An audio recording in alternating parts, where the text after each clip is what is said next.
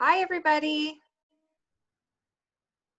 I can see we have everyone joining, and I'm just going to flip through, see if I can see some of your faces. Oh, beautiful. Nice to see some of you. Okay, I'm going to pass it over to Anne from Community Futures before we get started. Hi, everybody. Just want to welcome you to week 2, right, of the webinars for Bringing the Business Online. Hopefully you found the first one helpful, and I'm sure you will find the next 3 helpful. We have 2 guest instructors today, and yeah, I will be getting in contact with everybody in the next day or 2 about the grant. So enjoy the webinar. Perfect. Thank you so much, Anne. Ooh, I'm going to mute you because we're echoing here. Okay, here we go. Hello, everyone, and welcome to the second workshop in the Bring Your Business Online series. I'm so excited to have you all here again today for those of you that were here last week. And for those of you that weren't here, welcome. We have a really awesome workshop for you today, and we have some great experts that are in the house as well, or in the house virtually. That will be giving you lots of great content when it comes to creating and optimizing your website. So really, really excited to get this workshop going, and we've got a lot of information to cover today, so I'm going to get into it. As you may have noticed if you saw the video from the previous workshop, how this works is we are going to run through the workshop first, and then at the end, we're going to open it up for Q&A, and you will be able to ask questions to both of our experts today, as many questions as you want. We'll try to keep them around for as long as we can so we can pick their brains. And you can also ask me questions because that's what I'm here for too. Okay, here we go. So, my computer. Okay, so just a couple important dates for you all to keep in mind. As you know, there's a little check mark there. We already completed May 25th, which was specifically focusing on your business plan and working on an integrated marketing strategy. So we already went through that one. If you missed it, you can definitely reach out to Anne, and she'll make sure to send you the recording of that. As well, if you'd like the PDF of the presentation and the workbooks, I'm sure Anne can help you with that. Today, as I mentioned, creating and optimizing your website. On June 8th, we have creating compelling and professional content, and we will have a photographer as our expert coming in on June 8th as well to talk to you about some tips and tricks on how to create content from home or work directly with a photographer during COVID. And then finally, last but not least, but probably one of the more fun ones, we're going to be talking about social media planning and selling online.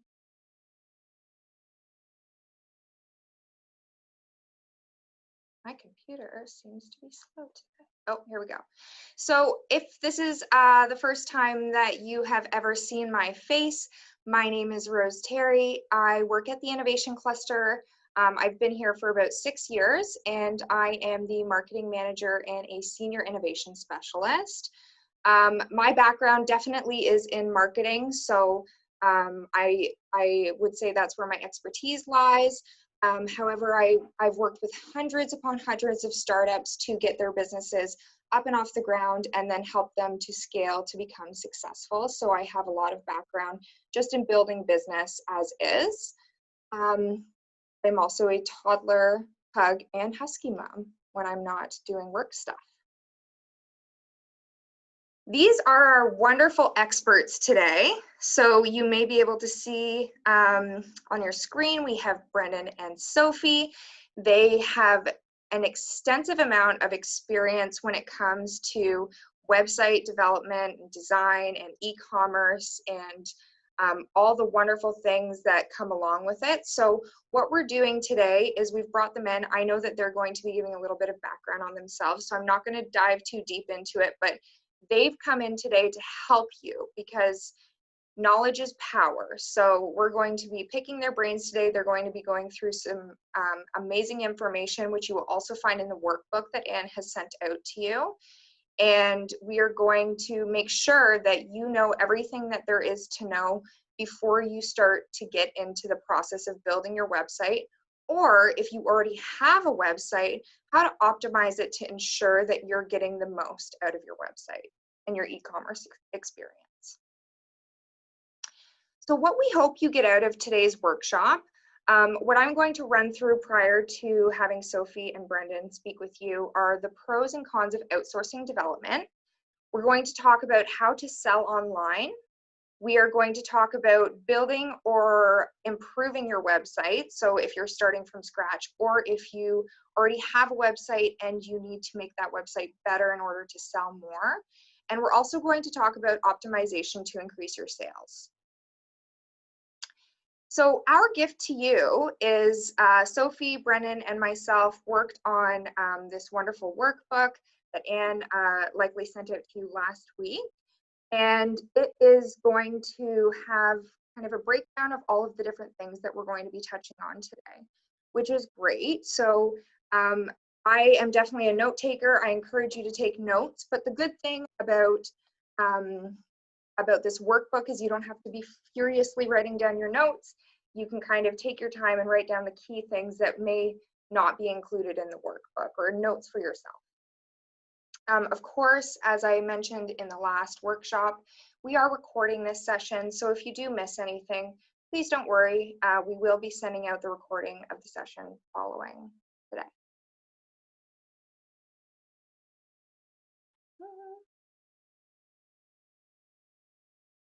Okay, so let's talk about outsourcing development.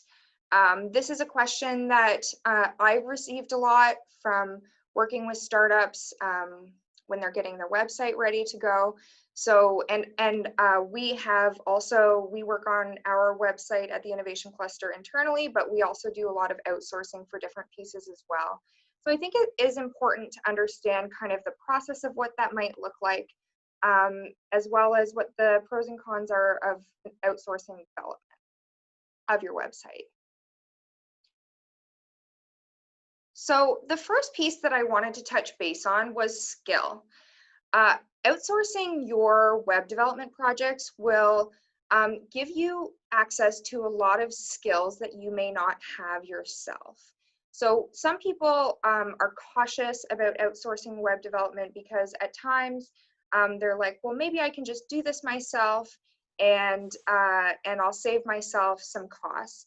However, if you've never done anything like this before, having the access to expertise, especially through a program like the one that you're participating in right now, will definitely benefit you, because you may find that templates can often leave little room for customization of your website. And although they can be easy to work with as a beginner, it may mean that you will have limited functionality for your website moving forward. So that's one reason to outsource your website. The other piece is sometimes people are a little bit hesitant to outsource the development of their website because they think potentially it could save them money to do it in-house, which sometimes it does. And if you are just doing something very basic as a landing page, that's definitely possible. However, if you or your staff are not trained in web development, it actually can be more cost effective to outsource your web development. So I recommend you check your budget. And if you are going to do something like that in-house, you want to make sure that you are setting aside the time to do that, because it does take a lot of time, especially if you've never worked with any type of web development before. There is definitely a learning curve there. The next piece that I want to communicate with you is communications. Communication is very important when you're outsourcing your website for many reasons, but initially you want to ensure that you are communicating exactly what it is that your business needs with your web developer, because they are not, necessarily in your business, so they don't know what's going on day to day. They don't know what your goals are, what your products are, what your services are.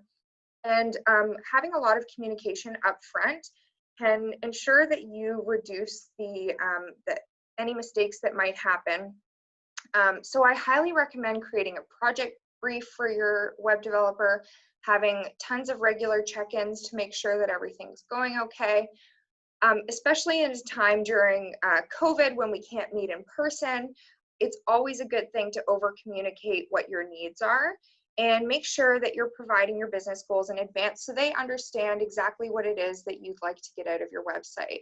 Because for the most part, developers, they really do want to help you get there, and it's more that, you know, maybe we haven't communicated exactly what it is that we need. Another good piece about outsourcing your development is you may require help with troubleshooting down the road. And if you are relying very heavily on e-commerce in terms of revenue generation, this is something that you'll definitely want to keep in your back pocket, is working with your developer to see if they provide ongoing support and if they can extend their services past just the initial stages of web development. And then timeline. So I want to make sure that you're starting to think about timeline. If you are, you know, working with developers, then you want to ask them, what is realistic for me to get this going?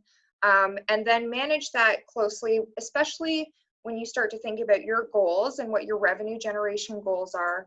You need to think about, okay, what is realistic for me to project? Because we talked about that in the last workshop. What can I project my sales might be, but also, is that realistic based on what the timeline is for the different things that I'm going to be doing with my website? So start to set dates, create project plans, organize creative meetings so that you can understand the goals and so that they can understand the goals, the branding, and the launch dates, and all of those types of pieces. Because if you are, you know, building out a new website, this is going to be a very big piece, and understanding the timeline and how long it will take you to get up and running is very important. And also if you're going to be making improvements to your current website. Okay, I hope everyone understands that. The last piece that I want to touch base on is copywriting and creative, because this is a huge piece of web development. You need to think about whether you're going to be writing your own copy, which, don't worry, we are going to be having a workshop on copywriting, but thinking about whether you're going to be writing your own copy for your website or if you're going to be outsourcing it. And if you are going to be writing copy for your own website, one kind of tool or trick that I usually recommend to businesses is to develop a template for your essential pages that will kind of support your developer. So in your template, you'll want to include things like headers, subheaders, body copy, ensure that you have your call to actions all laid out, and any professional photography that you would like to include on those pages. That will support your developer when they are creating your website. Okay, so I hope everyone understood kind of those different pieces. Of course, we will have time at the end of this workshop to answer any questions in relation to that.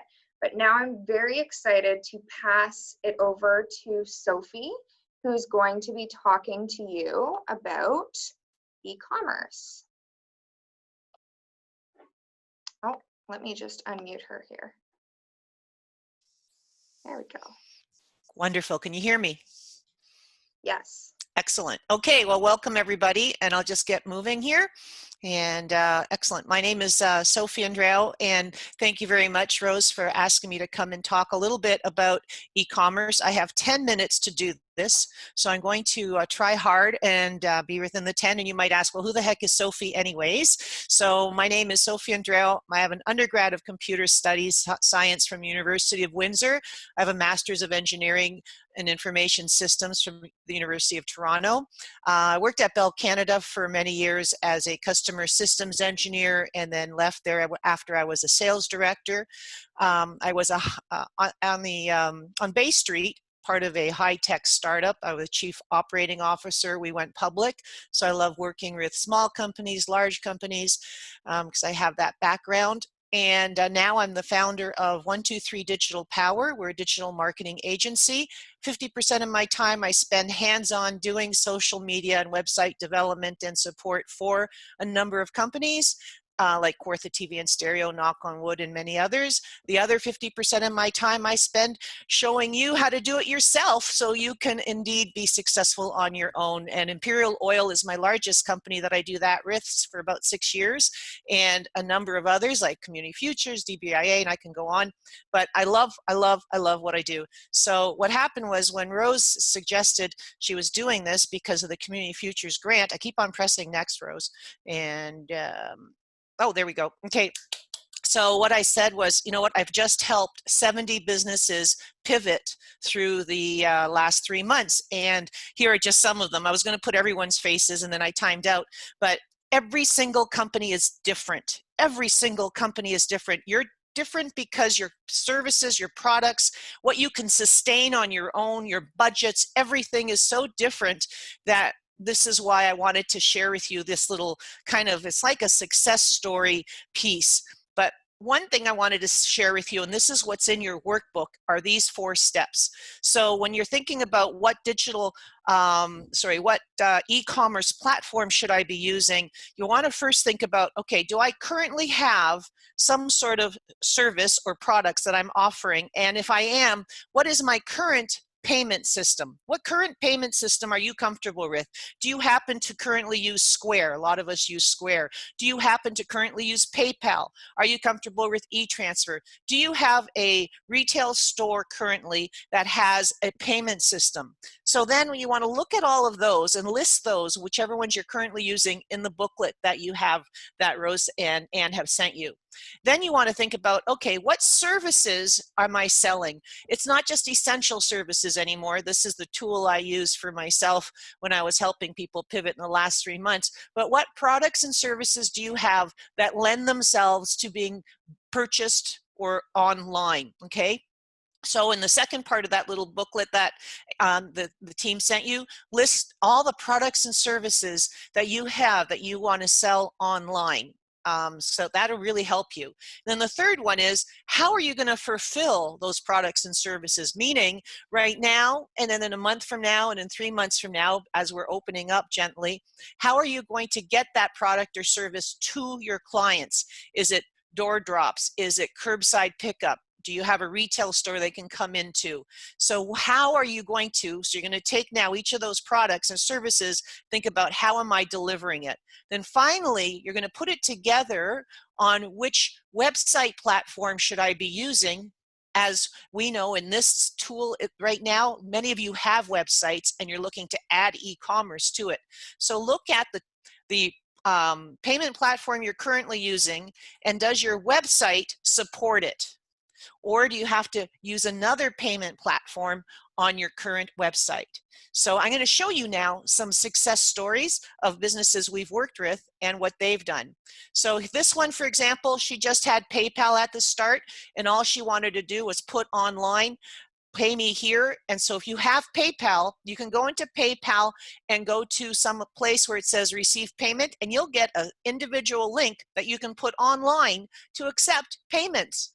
Done, you've got it. So that's one way of doing it. Here's another one. Then she got a little bit more power and in her online business, and she said, you know what, I want to do a lot more online. So she already was using Square Square allows you to create individual items, and each item, you can then take that link and put it on Facebook, which is what she did here. So on Facebook, she's got a service now that people can pay, and it goes right into her bank account through a system called Square. Woohoo! So that was very cool. Well, then this girl, there was no stopping her. She then decided to self-taught how to use WordPress. And then she created a beautiful site on WordPress. And then what she did was she went in and using the Square system, Square allows you to put up a book me now, and you can pay for every time they book you. So through Square, so that one button where it says book a consultation, you go to book it, just like a chiropractor, and you book it, and it charges them, and it goes into both your calendars. Oh my God. So she was thrilled about that. So there's a number of things you can do, and she was doing it because she had Square and self-taught on WordPress. She probably wouldn't have had time when she was working to do the WordPress herself. She probably would have outsourced it at that point. So obviously she had a bit more time the last few months. So we all love the Edison, and they had a lovely website.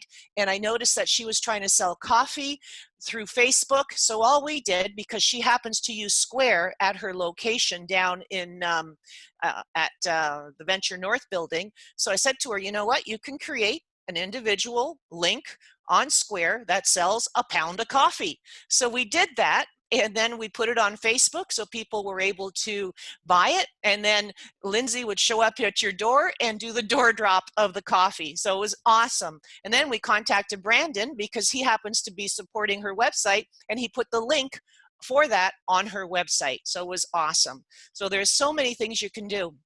Then that's a wrap. I noticed that she was selling online. She had weekly specials, but it wasn't online. She was telling me she had to contact someone 4 times before the order was done. She got an e-transfer, then she didn't have their address. So all we did was, she happened to have a Weebly site already that she created herself 4 years ago. It was beautiful. And then what we did is, Weebly owns, guess what?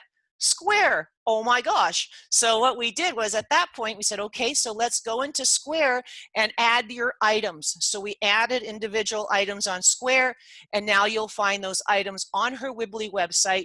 And she sells out almost every week since we've done this. I am so happy for her. So in her case, she puts up, I have 20 of these meals that I can make. So every time somebody buys one, it decreases her inventory there, and then she's able to, and it indicates automatically that she's sold out.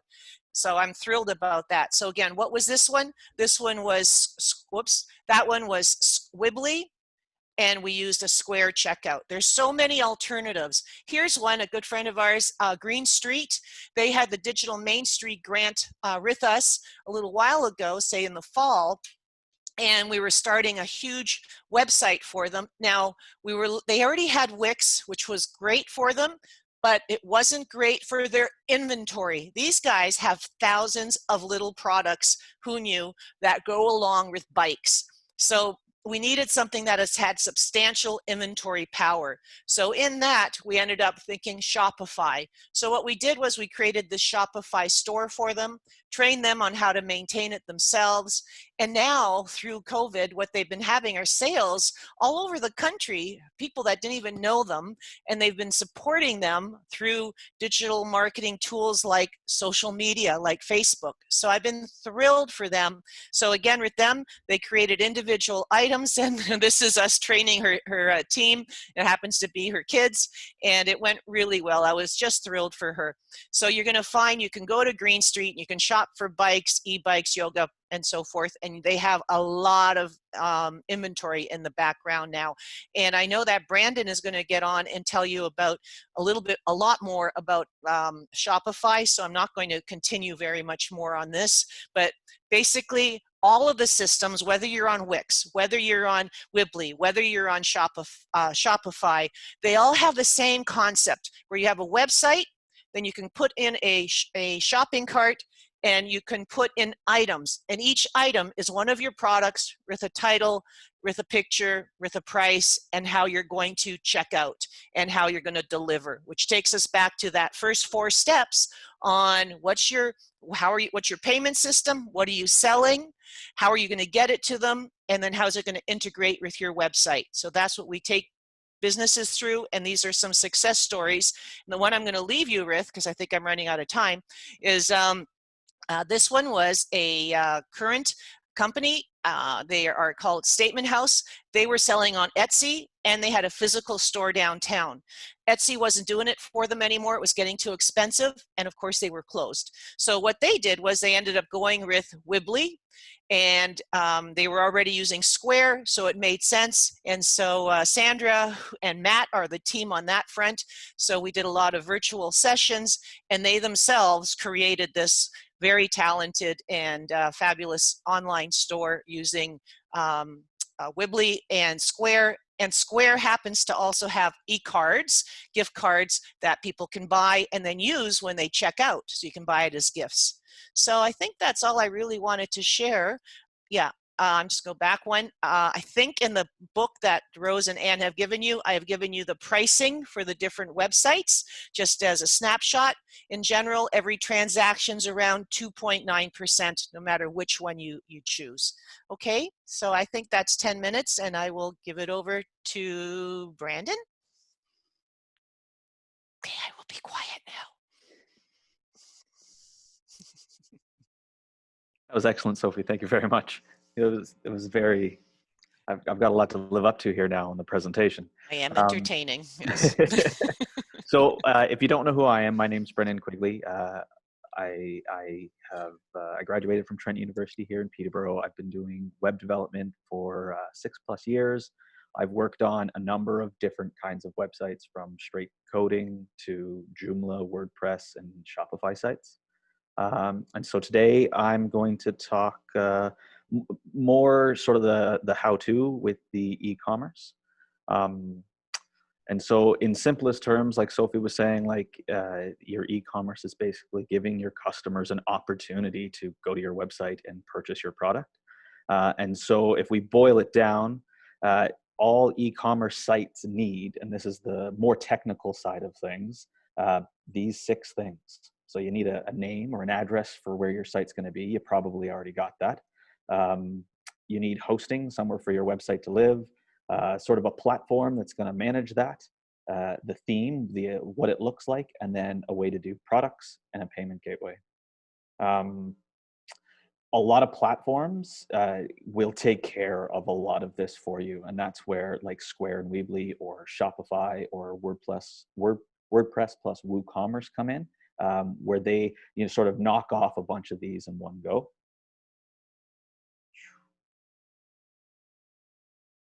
Oh, did I do that?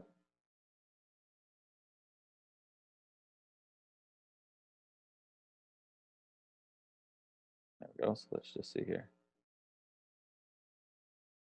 So when it comes to choosing a platform, you do have to consider like what you have now and where you're trying to go and how you want to sell. So a lot of platforms out there give you the options to do the Square Reader. So if we look at Square as a really good example, they give you the option to do the online and the POS, or the point of sales, that there. Other platforms provide that kind of functionality. Shopify also has a POS reader, but platforms like WooCommerce, which is one of the other popular ones, doesn't have an easy way to do a POS. So when you're considering like setting up online, you want to consider your needs now and your needs in the future, so you don't put too much time and effort into building it out now and later end up being like, now we have to change everything.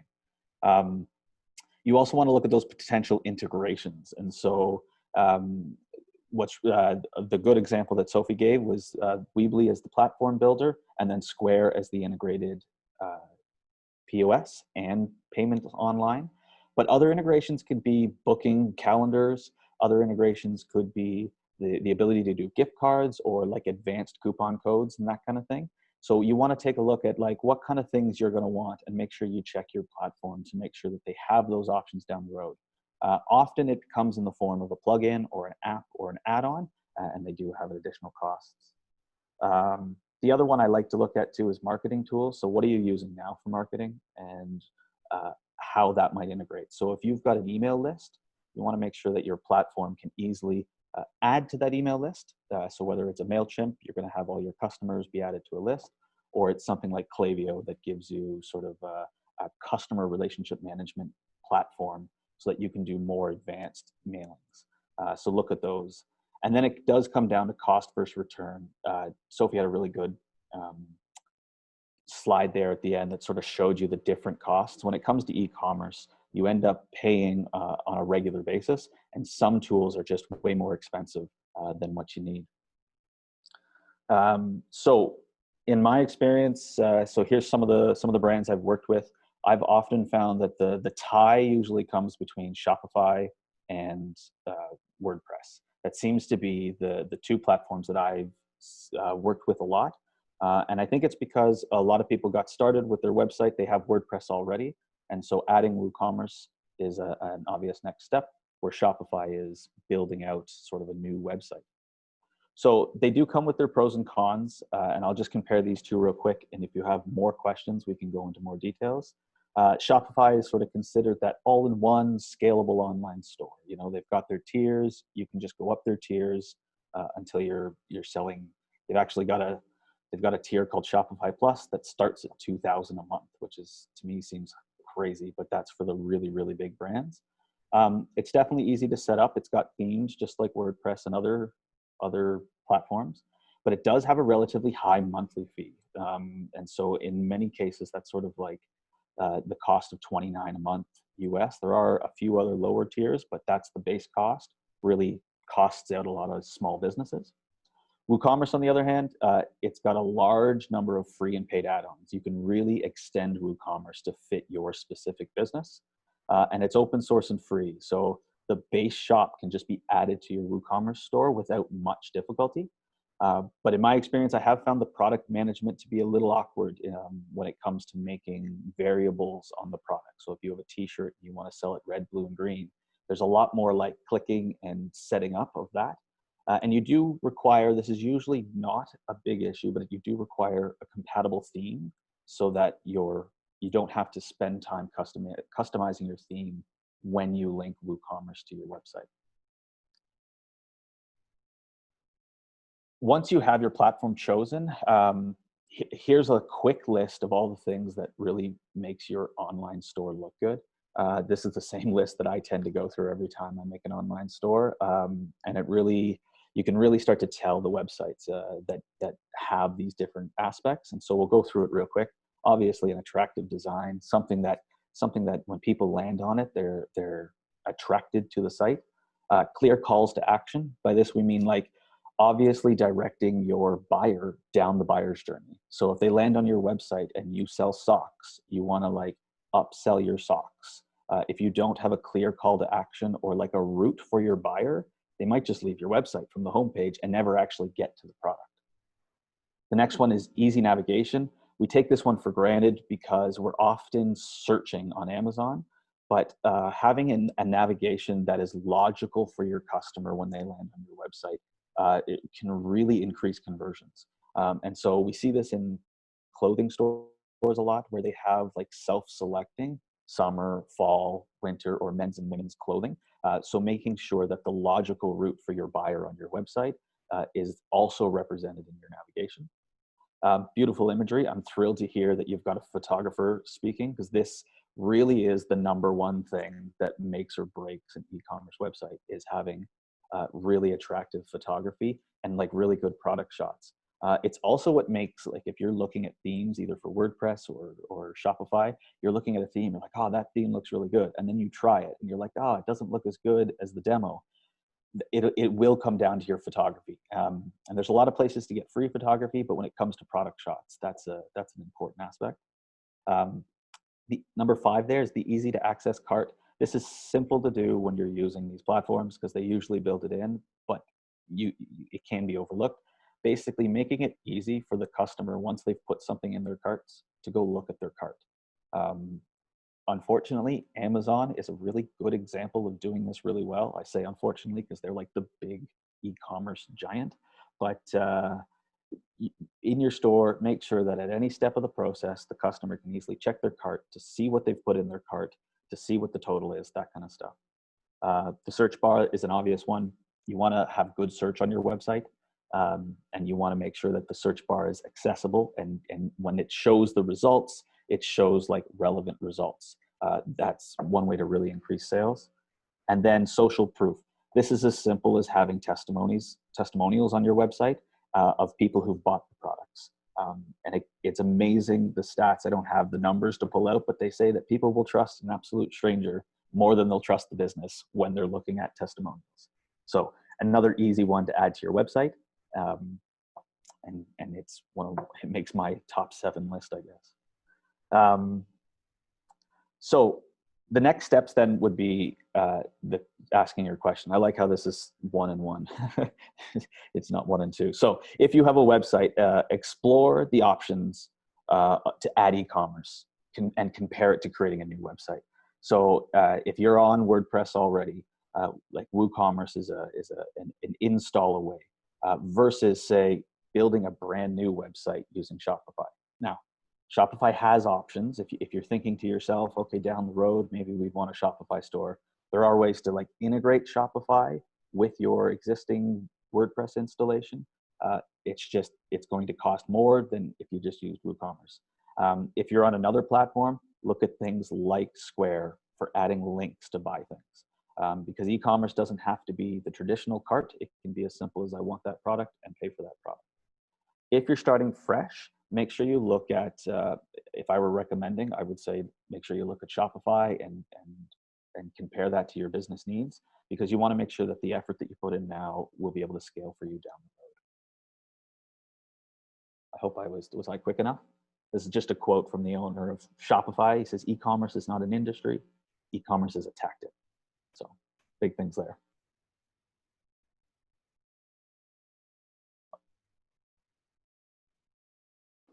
Awesome. Thank you both so much.